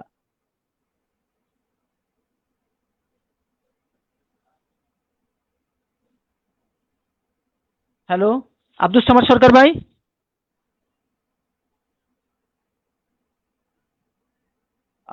আমরা দুঃখিত, আমরা ওনার কাছে আবার যাব ইনশাল্লাহ। উনি আমাদেরকে হয়তো শুনতে পাচ্ছেন না, আমি বারবার অনুরোধ করছিলাম। আমরা এই পর্যায়ে অধ্যাপক মাহবুব মুর্শেদ ভাইয়ের কাছে আমরা যেতে চাই, যে আপনি যদি আমাদেরকে সংক্ষেপে বলতেন যে বর্তমানে কোন কোন দেশ পারমাণবিক বোমা অধিকারী, এবং নতুন করে যাতে কেউ এর শক্তি অর্জন করতে না পারে তা নিশ্চিত করার বিষয়টি আপনি কিভাবে দেখেন, এ ব্যাপারে যদি একটু সংক্ষেপে আমাদেরকে বলতেন। অধ্যাপক মাহবুব মুর্শেদ ভাই। ধন্যবাদ। আমি জি, আমাকে শোনা যাচ্ছে? হ্যালো, জি শুনছি। শোনা যাচ্ছে কি? শোনা যাচ্ছে। আচ্ছা, আমি জি জি আমি গত 14ই জানুয়ারি বিবিসির 14 জানুয়ারি 2020 বিবিসির একটা প্রতিবেদন, সেটার রেফারেন্সে বলছি। সেই রিপোর্টে বলা হয়েছে যে বর্তমানে officially US, UK, Russia, France, China, India, Pakistan, Israel এবং নর্থ কোরিয়া, এই দেশগুলো পারমাণবিক অস্ত্রধারী অথবা পারমাণবিক অস্ত্রের মজুদ রয়েছে, যাদের এবং পারমাণবিক অস্ত্র সক্ষম যে দেশ, সেই দেশগুলো। তো এছাড়াও অনেক দেশ গোপনে তাদের পারমাণবিক কর্মসূচি চালিয়ে যাচ্ছে বলে জাতিসংঘে বা বিভিন্ন পারমাণবিক অস্ত্রধারী যে দেশগুলো, তাদের একটা অভিযোগ রয়েছে, বিশেষ করে ইরানের বিষয়ে। তো 1950 সাল থেকে ইরান তার পারমাণবিক কর্মসূচি চালিয়ে যাচ্ছে। সেটা হচ্ছে শক্তি, আপনার শান্তিপূর্ণ যে ব্যবহার, পারমাণবিক শক্তির যে শান্তিপূর্ণ ব্যবহার, সেটি। তো এছাড়াও যারা সমালোচক দেশ রয়েছে তারা বলছে যে না, ইরান গোপনে তার এই ছদ্মাবরণে ইরান পারমাণবিক বোমা তৈরির প্রচেষ্টা চালিয়ে যাচ্ছে। যাই হোক, এটা অফিসিয়ালি কোনো ইরানও স্বীকার করেনি বা অন্যান্য দেশের বিষয়টা অভিযোগের আঙ্গুল তোলা হয়েছে, কিন্তু অফিসিয়ালি এই দেশগুলো পারমাণবিক বোমা উৎপাদন করেছে, ঘোষণা দিয়েছে, এবং তাদের, যদিও ইসরায়েল এখানে স্বীকার করেনি তারা পারমাণবিক কত মজুদ আছে বা কি লেনদেন, হাও করছে না, নাও করেনি, তারা মানে কনফার্মও করেনি বা ডিনাইও করেনি তাদের এক্সিস্টেন্স অফ অ্যাটমিক যে ওয়েপন্স। কিন্তু এটা অফিসিয়ালি যেহেতু মানে যেহেতু দায়িত্বশীল সাংবাদিকের প্রতিষ্ঠান বিবিসি থেকে বলা হয়েছে যে আমরা ধরে নিচ্ছি যে ইসরায়েলেরও রয়েছে অফিসিয়ালি তাদের আণবিক বোমার। এই পর্যন্ত প্রায় দেখা যায় প্রায় লক্ষাধিক আণবিক বোমার মজুদ পৃথিবীর বুকে রয়েছে, এবং সেই বোমাগুলো আমরা হিরোশিমা নাগাসাকিতে যে বোমার ভয়াবহতা সেগুলো থেকে অনেক বেশি সক্ষম এখন যে বোমাগুলোর আরো আধুনিক প্রযুক্তির বোমা তৈরি হয়ে গেছে।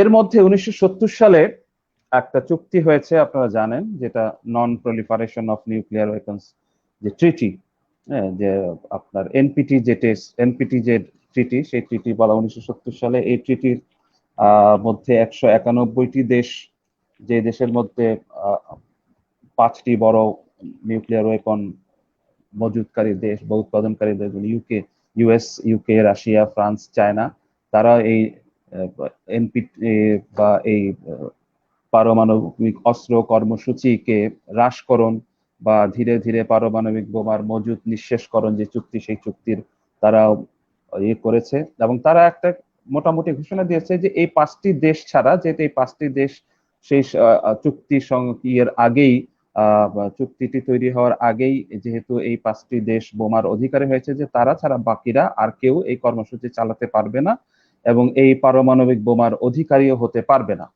এই ধরনের একটি কর্মসূচি তারা চালিয়েছে। যে চুক্তি তারা চুক্তিতে 191টি দেশ সই করলেও অনেক দেশ এখনো সই করেনি। ভারত সই করেনি, পাকিস্তান সই করেনি, তারপর নর্থ কোরিয়া, উত্তর কোরিয়া, অনেক দেশ সহ অনেক দেশ কিন্তু এখনো সই করেনি। তারা তাদের কর্মসূচি চালিয়ে যাচ্ছে এবং কর্মসূচি অব্যাহত রাখছে।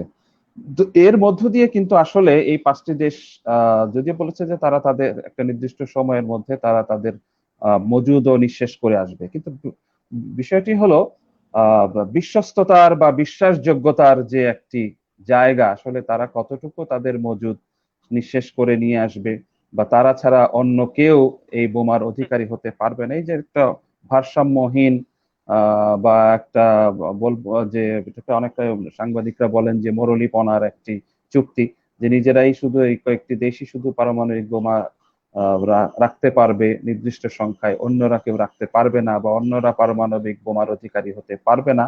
এটা আসলে ভারসাম্যপূর্ণ কোনো চুক্তি হয়নি, যা না হওয়ার কারণে অনেক দেশ এই চুক্তিতে সই করেনি এবং অনেক দেশ মনে করে যে এই বিশ্বের মধ্যে যদি ভারসাম্য রক্ষা করতে হয়, শক্তির ভারসাম্য বা জিওপলিটিক্যাল বা অর্থনৈতিক যে কোনো ভারসাম্য রক্ষার ক্ষেত্রে তারা নিজেদের দেশের একটা বিরাট অংশ এই বোমার সক্ষমতা অর্জনের জন্য তারা কিন্তু প্রচেষ্টা চালিয়ে যাচ্ছে বলে বিভিন্ন সংবাদ মাধ্যম, বিভিন্ন দেশ কিন্তু অভিযোগ করছে। তো আমরা জানি যে অফিসিয়ালি এই দেশগুলোই পারমাণবিক অস্ত্রের সক্ষমতা অর্জনকারী এবং মজুদকারী দেশ, বিশেষ করে US, UK, Russia, France, China, Bharat, Pakistan, Israel এবং উত্তর কোরিয়া। আমরা জানি যে উত্তর কোরিয়া, ভারত, পাকিস্তান এরা প্রকাশ্যেই বিভিন্ন সময় তাদের যে জাতীয় দিবসগুলোতে কিন্তু পারমাণবিক বোমার প্রদর্শনও কিন্তু করছে, যাতে এটা অবশ্য তাদের শক্তির একটি মহড়া, আঞ্চলিক ভারসাম্য, আঞ্চলিক শক্তিতে নিজেদের শ্রেষ্ঠত্ব বা নিজেদের বড়ত্ব এটা উপস্থাপন করার জন্য তারা কিন্তু এই ধরনের বোমার প্রকাশ্যে প্রদর্শনও কিন্তু করে ভারত, পাকিস্তান বিভিন্ন সময় আমরা দেখেছি। ধন্যবাদ জি বলার জন্য। আমাদের সঙ্গেই থাকুন। আমরা এবারে ডক্টর মুস্তাফিজুর রহমান ফয়সল ভাইয়ের কাছে যেতে চাই। মুহতারাম, পারমাণবিক শক্তির ভবিষ্যৎ হুমকি কেমন হতে পারে এ ব্যাপারে যদি আমাদের দর্শকদের উদ্দেশ্যে সংক্ষেপে বলতেন। জি ধন্যবাদ। আসলে ইতিমধ্যে যেটা আলোচনা হয়েছে, আমরা হিরোশিমা নাগাসাকি থেকে যে বোমার কথা দেখেছি শুনেছি, সেটা অত্যন্ত ছোট এবং সীমিত শক্তির একটি বোমা ছিল, দুইটা বোমা ছিল। এবং আধুনিক যে পারমাণবিক শক্তি, পারমাণবিক বোমা, এই বোমগুলোর তুলনায় সেটা একেবারে খেলনাই বলা যায়। সর্বশেষ যে শক্তিগুলো আমি কিছু কিছু তুলনামূলক অধ্যয়নে দেখলাম যে 1400 থেকে 2000 গুণ শক্তিশালী বর্তমানের পারমাণবিক বোমাগুলো সেই হিরোশিমা নাগাসাকি থেকে ব্যবহৃত বোমার তুলনায়। এবং অধ্যাপক মাহবুব মুর্শেদ ভাই যেটা বলেছেন, প্রায় লক্ষাধিক পারমাণবিক বোমা মজুদ আছে পৃথিবীর শক্তিধর দেশগুলোর হাতে।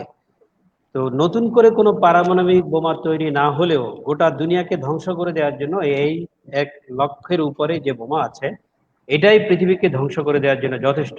কিন্তু তার চেয়েও খারাপ খবর হচ্ছে, পারমাণবিক বোমার পরবর্তী যে জেনারেশন বম্বিং এ, সেটা হচ্ছে যে থার্মোনিউক্লিয়ার বোমা, যেটাকে আমরা হাইড্রোজেন বোমা বলি, সেটি পারমাণবিক বোমার চেয়ে অনেক বেশি শক্তিশালী। এবং আপনারা জানেন যে থার্মোনিউক্লিয়ার বোমা, এটাকে হাইড্রোজেন আইসোটোপ ব্যবহার করা হয় নিউক্লিয়ার পদ্ধতিতে, এবং সূর্যের কেন্দ্রে যে পরিমাণ শক্তি থাকে কল্পনা করতে পারে, সূর্যের কেন্দ্রে যে পরিমাণ এনার্জি রেডিয়েট হয় সেই পরিমাণ এনার্জি একটা হাইড্রোজেন বোমা সেন্টারে রেডিয়েট হয়। তার মানে হচ্ছে, এবং একটা হাইড্রোজেন বোমাকে অ্যাক্টিভেট করার জন্য, একটা হাইড্রোজেন বোমা সাধারণভাবে ফুটানো যাবে না, এটাকে অ্যাক্টিভেট করার জন্য কয়েকটা পারমাণবিক বোমা আগে মারতে হবে। সেই পারমাণবিক বোমা যে হিট জেনারেট করবে তার মধ্য দিয়ে হাইড্রোজেন বোমা অ্যাক্টিভ হবে। তার মানে অবস্থাটা কি, অবস্থাটা এমন হবে যা আপনি অনেক দূরে, পারমাণবিক বোমা যদি বিস্ফোরিত হয় এটা প্রতিরক্ষার জন্য অনেক রকমের কথাবার্তা আছে, আপনি যদি সেন্টারে না থাকেন কিভাবে কি করবেন। কিন্তু হাইড্রোজেন বোমা আপনি এমন জায়গায়, নিরাপদ জায়গায় পড়ে আছেন, সেই জায়গায়ও দেখা যাবে যে বাতাসে টানার মতো কোনো অক্সিজেন আপনি পাবেন না। বাতাসে যদি অক্সিজেন না থাকে তা আপনি করবেন কি, দম বন্ধ হয়ে মারা যাবেন। এবং হিটের কথা বাদ দেন, রেডিয়েশনের কথা বাদ দেন, সব বাদ দেন, কিচ্ছুই যদি না হয়, একদম সাইলেন্টলি যদিও করা যেত তাও মানুষ দম বন্ধ হয়ে মারা যেত। অবস্থা হচ্ছে এমন। তার মানে হচ্ছে আগামীর পৃথিবী আরো ভয়াবহ একটা পৃথিবী তারা তৈরি করে রেখেছে এই বিবদমান শক্তিগুলো। সাধারণ কামান বন্দুক থেকে শুরু করে একেবারে হাইড্রোজেন বোমা পর্যন্ত, এগুলো কোনোটাই বনের পশু বা হিংস্র জানোয়ার মারার জন্য তৈরি হয়নি, এগুলো তৈরি হয়েছে মানুষকে মারার জন্য।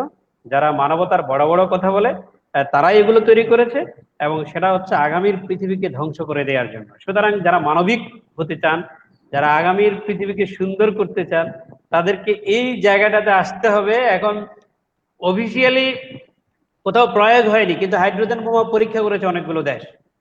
যারা হাইড্রোজেন বোমা ইতিমধ্যে তারা পরীক্ষা করে ফেলেছে এবং এটার ভয়াবহতা কি তারা জানে, এবং এই বোমাকে অ্যাক্টিভ করার জন্য কয়েকটা পারমাণবিক বোমা আগে আপনাকে পাঠাইতে হবে। সুতরাং এই ভয়াবহতা থেকে পৃথিবীকে রক্ষার জন্য সত্যিকারের মানবতাবাদী শক্তিগুলোর এগিয়ে আসা উচিত। আমি কথা সংক্ষেপ করছি, ধন্যবাদ।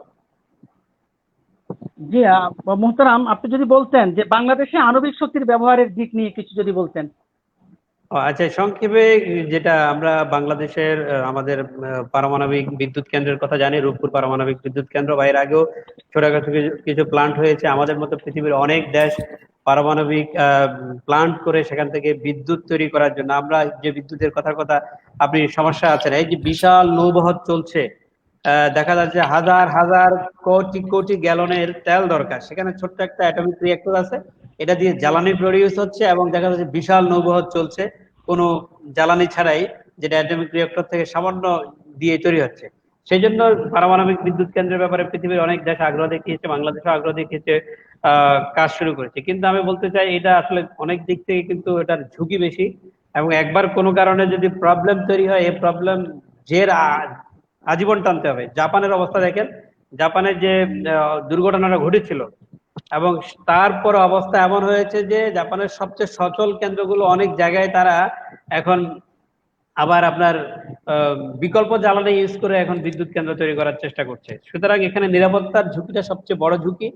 এবং আমাদের দক্ষতার প্রশ্ন, আমি যেখানে দেখি যে আমরা দেখি যে 1000 টাকা খরচ করতে গিয়ে আমাদের 900 টাকায় অন্য পথে খরচ হয়ে যায়, 100 টাকা পাবলিক পায়। এটা হচ্ছে দক্ষতার লেভেল আমাদের। সেই জায়গায় এত বড় একটা সফিস্টিকেটেড জিনিস, যেখানে দেখা যায় একটা বালিশের দাম হয়ে যায় হয়তো 6000 টাকা, তো সেখানে সিকিউরিটির ইস্যুগুলো আসলে কিভাবে আপনি করবেন, এটা খুবই তাৎপর্যপূর্ণ বিষয়। এই জন্য এই ঝুঁকিটা সবচেয়ে বড় ঝুঁকি, সিকিউরিটির ঝুঁকি, নিরাপত্তার ঝুঁকি। সামান্য একটা ঝুঁকি যদি তৈরি হয়, বাংলাদেশের মতো এত ছোট দেশ, এবং এই রেডিয়েশন থেকে বাংলাদেশের একদম শেষ মাথার মানুষটা বাঁচতে পারবে না, খুবই ভয়াবহ। সুতরাং সিকিউরিটি ইস্যুটা সবচেয়ে বড়। শুধু বাংলাদেশ নয়, গোটা দুনিয়া যারাই আপনার পারমাণবিক বিদ্যুৎ কেন্দ্রের কথা চিন্তা করছে তাদেরই এই বিষয়টা সবচেয়ে বড় ইস্যু। আপনি হয়তো অনেক লাভবান হচ্ছেন, কিন্তু হঠাৎ করে যে দুর্ঘটনা হবে সেটা আপনাকে হয়তো 100 বছর পিছনে নিয়ে যাবে। সুতরাং এই সিকিউরিটির ইস্যুটা সবচেয়ে গুরুত্ব দেওয়া দরকার, এবং এটা যদি চেক দেওয়া যায় তাহলে হয়তো এখান থেকে অনেক লাভবান হওয়া যাবে। এইটা সেন্সিটিভ ইস্যু, এটা নিয়ে আমি আর খুব বেশি কথা বলতে চাই না। জি, যে আমরা অধ্যাপক আব্দুস সামাদ সরকার ভাইয়ের কাছে যেতে চাই। আমরা একবার গিয়ে ওনার কাছে আমরা ওনার কথা শুনতে পাচ্ছিলাম। জনাব অধ্যাপক আব্দুস সামাদ সরকার ভাই, কি আমাদেরকে শুনতে পাচ্ছেন? হ্যালো। মাইক্রোফোনটা খুলে আবার একটু লাগান তো, আপনার মাইক্রোফোনটা মনে হয় খুলে গেছে। আমার মাইক্রোফোনটা খুলে আবার লাগান, মাইক্রোফোনটা মেবি খুলে গিয়েছে, খুলে আবার লাগালে এটা মনে হয় কিছু কাজ করতে পারে। এখানে mike is not connected, problem তো সলভ হচ্ছে না। আব্দুল সামাদ সরকার ভাই কি শুনতে পাচ্ছেন? হ্যালো, সরকার ভাই হ্যাং অবস্থায় না, আছে। ওনার মাইক্রোফোনটা কানেকশন পাচ্ছে না, ভিডিও তো স্টিল হয়ে রয়েছে, মাইক্রোফোন কানেকশন পাচ্ছে না, ভিডিও স্টিল। আব্দুল সামাদ সরকার ভাই কি শুনতে পাচ্ছেন?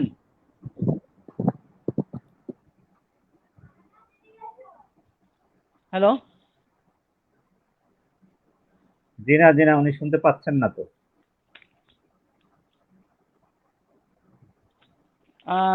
আচ্ছা, আমরা এই মুহূর্তে আমরা অধ্যাপক আব্দুল জলিল ভাইয়ের কাছে একটু জানতে চাচ্ছি আজকে। মানবাধিকার নিয়ে আমরা অনেক কথাবার্তাই শুনতে পাই, বিশেষ করে আমেরিকাকে এ বিষয়ে অনেক উচ্চবাচ্য করতে দেখা যায়। হিরোশিমা নাগাসাকির মর্মান্তিকতার প্রেক্ষিতে বিষয়টি আপনার মূল্যায়নে কেমন? আপনি এটাকে কিভাবে মূল্যায়ন করবেন সংক্ষেপে যদি একটু বলতেন। ধন্যবাদ আব্দুল জলিল ভাই। জি আপনাকে ধন্যবাদ। আমি যে কথাটা বলতে চাচ্ছি যে মানবাধিকারের স্লোগান উচ্চকিত করে মার্কিন যুক্তরাষ্ট্র আজকে দেখা যাচ্ছে তারা মানে কথায় কথায় হিউম্যানিটির কথা বলে। এই দেশের মানবাধিকার রিপোর্ট, ওই দেশের মানবাধিকার রিপোর্ট তারা প্রকাশ করে যে ওইখানে এই মানবাধিকার নাই, ওইটা নাই, সেটা নাই, হ্যাঁ ইত্যাদি নাই, এই ধরনের কথাবার্তা তারা সব সময় বলে। কিন্তু আজকে তারা এই হিরোশিমায় যে লোমহর্ষক ঘটনা ঘটিয়েছে, জাপানে যে হত্যাযজ্ঞ চালিয়েছে, মানে সেই বিষয়ে তাদের কোনো রিমোর্স নাই, তাদের কোনো মানে বেদনা নাই, তাদের কোনো কি বলে যে একটা যে মানে নিজেদের ভিতর থেকে যে একটি দুঃখ প্রকাশ করা দরকার, সেই বিষয়টা কিন্তু তারা আমার জানা মতে এখন পর্যন্ত তারা দুঃখ প্রকাশ করে নাই রাষ্ট্রীয়ভাবে, আনুষ্ঠানিকভাবে। এর পরবর্তীতে আমরা একেবারে আমাদের চোখের সামনে যে বিষয়গুলো দেখলাম যে ইরাকে আহ, রাসায়নিক অস্ত্রের মজুদের নাম করে বা এর অভিযোগ করে সাদ্দাম হোসেন সহ মানে ইরাকের লাখ লাখ মানুষকে তারা হত্যা করলো। কোথায় পরবর্তীতে রাসায়নিক অস্ত্রের মজুদ তো পাওয়া গেল না, কোথায় খুঁজে পাওয়া গেল না।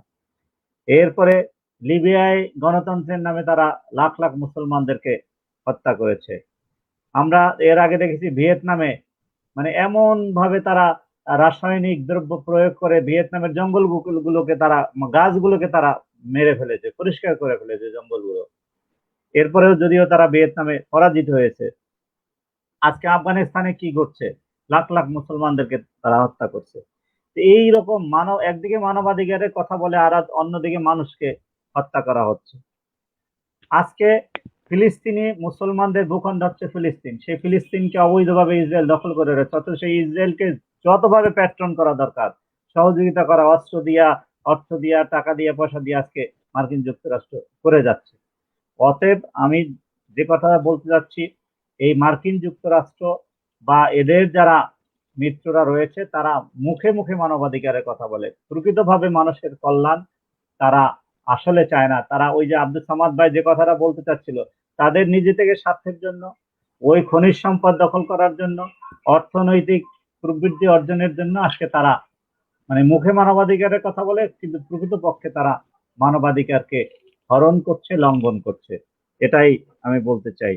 তো শেষ পর্যায়ে আমি বলতে চাই যে তারা বড় বড় কথা বলে, অথচ তাদের দেশে যারা মানে কালো বর্ণের লোক তাদেরকে মানে রাষ্ট্রীয় পুলিশের তত্ত্বাবধানে হত্যা করা হচ্ছে।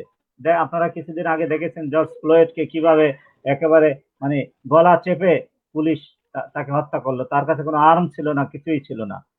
এই ধরনের ঘটনা প্রায়ই ঘটে মার্কিন যুক্তরাষ্ট্রে। অতএব আমরা বলতে চাই মানে মানবাধিকার আমরা যদি প্রতিষ্ঠিত করতে চাই তাহলে অবশ্যই আমাদেরকে মানবিক হতে হবে।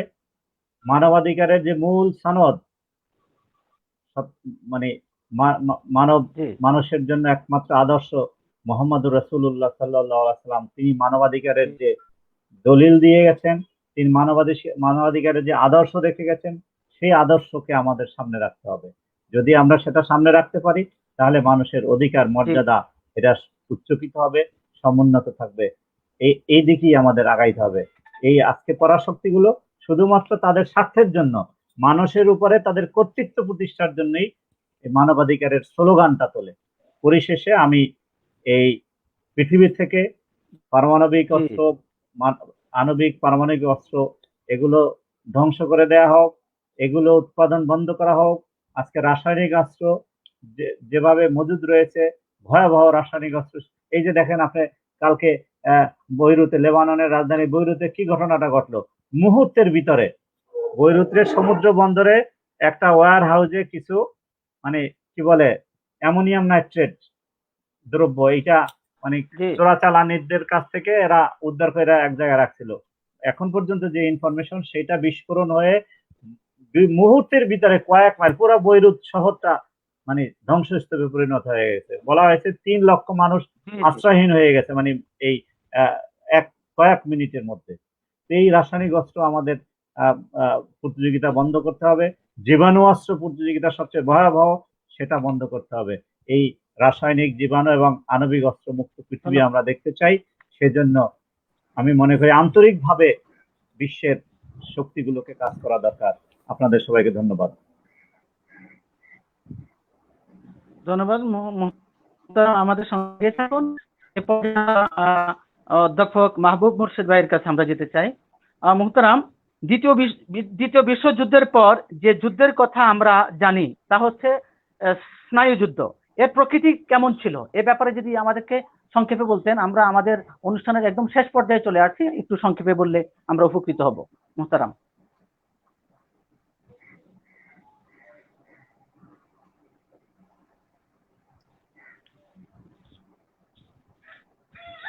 মুহতারাম মাহবুব মুর্শিদ ভাই, আমাকে শুনতে পাচ্ছেন? জি জি পাচ্ছি।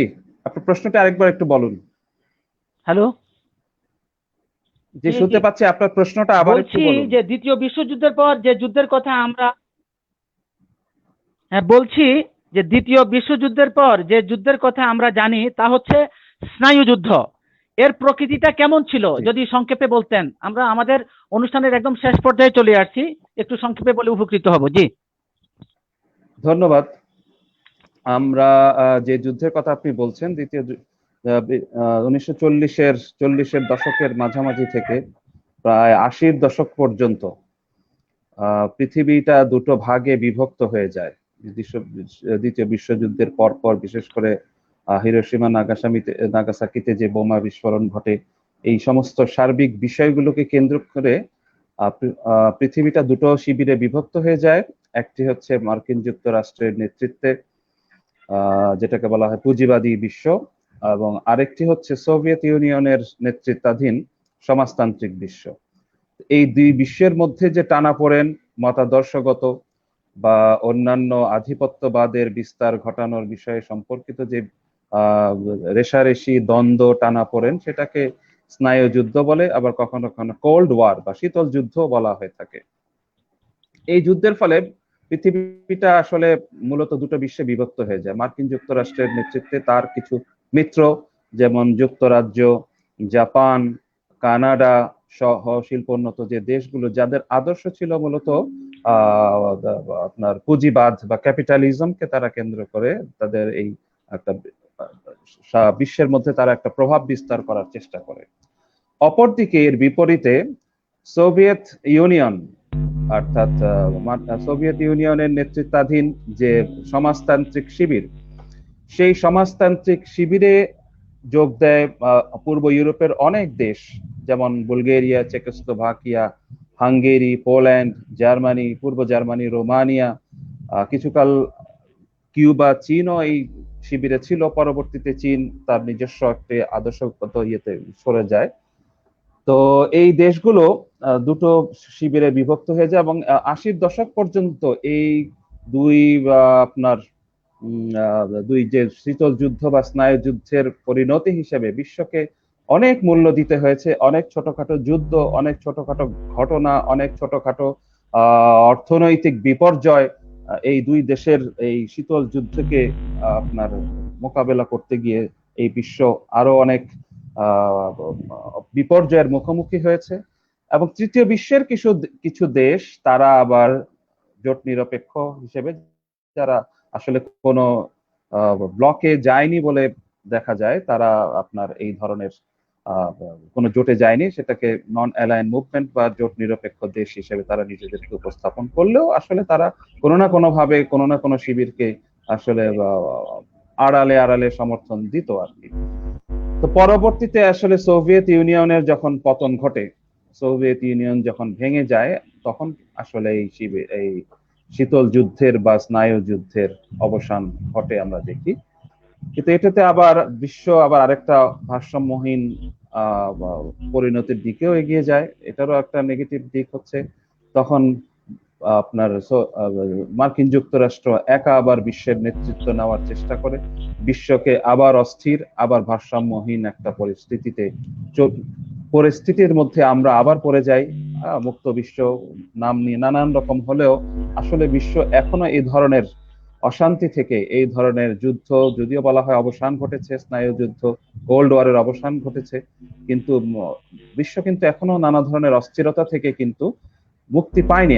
আমরা মধ্যপ্রাচ্যের যে সিচুয়েশনটা দেখছি, এই সিচুয়েশন আমাদের বলছে, বা মধ্যপ্রাচ্যের সিচুয়েশন ক্ষুদ্র ক্ষুদ্র অনেকগুলো এখন পরাশক্তি, এখন অনেকগুলো ছোটখাটো রিজিওনাল আমরা অশান্তি কিন্তু তৈরি হয়ে গিয়েছে। যেমন আমাদের পাক ভারত উপমহাদেশেও কিন্তু একটা সুপার পাওয়ার তৈরি হয়ে গিয়েছে, তারা চাচ্ছে এই পাক ভারত উপমহাদেশের নিয়ন্ত্রণ নিতে।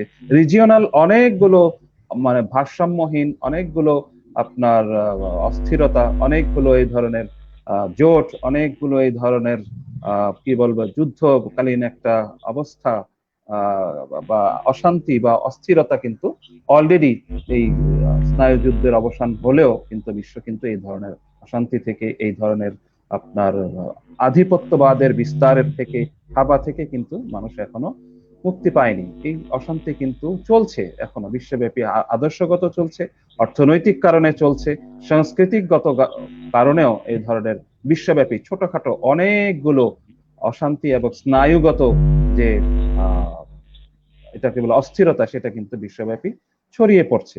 রিসেন্টলি আমরা দেখলাম গতকালকে ভারতে যে কার্যক্রম রাষ্ট্রীয়ভাবে হয়েছে, রাম মন্দির স্থাপনের যে ভিত্তিপ্রস্তর স্থাপনের মধ্য দিয়ে, আমার মনে হয় এটা আবার আরেকটা এবং কাশ্মীর ইস্যু, এই জিনিসগুলো কিন্তু আবার কিন্তু উপমহাদেশকে হয়তো বা অস্থির একটা পরিস্থিতির দিকে নিয়ে যেতে পারে। আমরা আশা করি যেন সেই পরিস্থিতিতে না হয়, মানুষ যাতে এই ধরনের অস্থিরতার মধ্যে নিজেদের থেকে মুক্তি পেতে পারে, সেই ধরনের একটা আশাবাদ আমরা রাখছি। কিন্তু আসলে বাস্তবতাটা হচ্ছে বিশ্বের বিভিন্ন অঞ্চলে এখন ছোটখাটো প্রত্যেকটা জায়গায় ছোটখাটো একটা যুদ্ধকালীন পরিস্থিতি, অশান্তি, মানুষের মধ্যে মৌলিক মানবাধিকারের যে সংকট, সেগুলো কিন্তু সারা বিশ্বব্যাপী এখন বিস্তৃতি লাভ করেছে। ধন্যবাদ আপনাকে।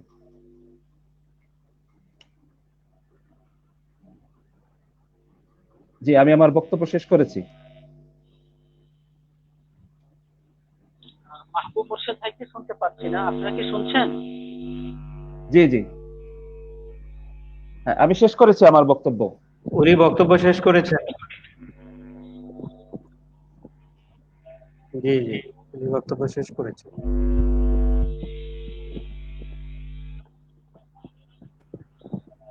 সামনে আগান আমিনী সাহেব, আপনি সামনে আগান।